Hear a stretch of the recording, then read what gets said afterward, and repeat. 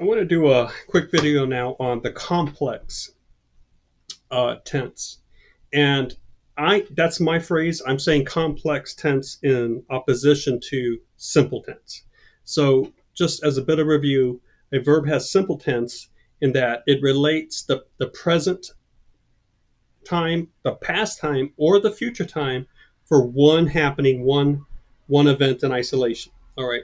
Uh, as soon as we move into complex tenses, we are comparing two events in against each other, and the verb is signifying that. Okay, so in English we have the modal word have for this, and these are called the perfect tenses. Okay, perfect in this case just means completed and thoroughly completed, and they're thoroughly completed because they're not ongoing and because they are completed in relation to another event. All right. Um, they, so let's work through that. These are called perfect present, perfect past, and perfect future. All right. So to let's work with the perfect past first because that'll make it kind of clear.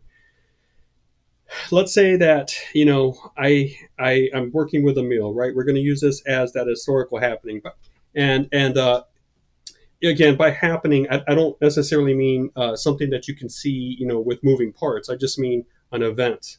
Um, um, a moment in time that you can represent in language in a way that the representation of that language has a truth value, true or false. That's a happening. Okay, it's a very sort of philosophical version of it. Um, there's cars passing in the street. I have the window open and the door open to get some breeze. Um, I have a big old fan over here in the corner, but if I turn it on, I think it'll make too much noise. Now, let's talk about dinner. All right, I ate my dinner. Boom! I could just tell you that, and you get the idea that it's already happened. Um, but let's say that I also had a phone call. All right. So, and let's assume that the phone call also happened in the past. So now these two events, I can use the two events to order themselves against each other in a way where one is more past than the other, if you will. Okay. So I had eaten my supper when I took the phone call, when the phone rang, when I had a phone call. Okay. So, or I had eaten my supper already when I talked on the phone. There you go. So you can see that one is using the simple past there. I had to manipulate the language a little bit there. I talked on the phone. But prior to that, there was this happening that was completed, and that was I had eaten my dinner. So because you are taking two events, two happenings, and you're putting them both into the past, and one is more into the past than the other, we'll use the perfect tense for the one that's even more in the past, and we'll use the past perfect for that. I had eaten when I took the phone call. Okay. Now let's talk about the future because we can have two events that are both going to happen in the future, and one is going to be more in the.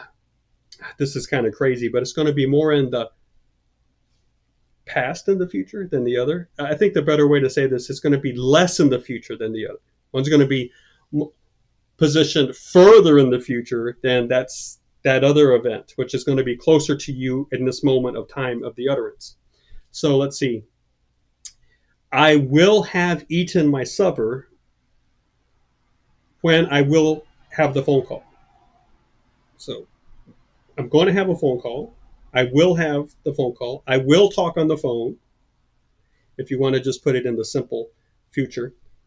And when I talk on the phone, I will have already eaten. Now, the word already is just a sort of an emphasizer, right? An emphasis word, because we could simply say, I will have eaten.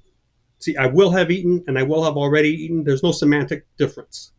So as soon as you realize you have two utterances with some extra words and there's no semantic difference, you have emphasizers, you have emphatics, you have all sorts of stuff that verbal hesitation, um, all sorts of stuff that just grease the wheels of language. Okay, but they're not necessarily anything we should be looking at or analyzing. Okay, uh, now That's your future perfect. Okay, because by the time one future event occurs, you will have already done another one. So you're comparing two events in the future, and one's more in the future than the other. One's going to be accomplished first, right? And that's when we use one's going to be perfected first, right? Completed first. That's when we use the future perfect. Okay. And now the present perfect is tricky. The present perfect is tricky. I'll give you that. It doesn't really seem tricky, but it is. Because the present perfect is using two events, and one of them is almost invisible to the speaker. The point of reference, the event that's actually the point of reference, is the event of the utterance. Okay, so when we use the present perfect when we want to emphasize this. I have eaten. And really, what I'm saying there is at the point of this moment, I have already done something. Something has already been accomplished. But I'm using the current point as a one reference point, and I'm comparing the other one, and I'm putting it into the past in relation to this point. So I'll use the present perfect. Now, I want us to consider something here. I'm going to concede this to say I ate supper and I have eaten supper. Is there really any semantic difference? Okay. So that's why I say this is tricky. This is almost blind. I don't really kind of like the present perfect, but if you want to have any sort of feudal life goal, it's to, change these elements of grammar. I might personally eliminate the present, um, the present perfect of a verb, just like I've eliminated the semicolon and the word whom in all of my personal grammar, but it just doesn't work when you actually take this out into the world. You're going to have to know these terms. You're going to have to know present perfect, past perfect, future perfect. And, some languages will twist the word a little bit. If you know the root of the word, you're gonna see it, like in Spanish, it's pretérito. But the preterite is another way to say this. So when you're reading a grammar book and they're talking about the preterite tense, they're just talking about the perfect tenses. Okay, so how do you learn that? Well, that's a very good question. I think in today's day of information, if you're trying to teach yourself, you have to have more than one source, or you have to be very quick with AI and with Google. And when that book is using a word you don't know, ask for an explanation, and then you might find that explanation is being given to you in language you do know, and you know that language because maybe you've seen videos like these, or you're going to have to pick up some sort of basic grammar to use to interpret the other versions of grammar that are out there. But anyway, the perfect tense is often a thing of much discussion. I don't know why.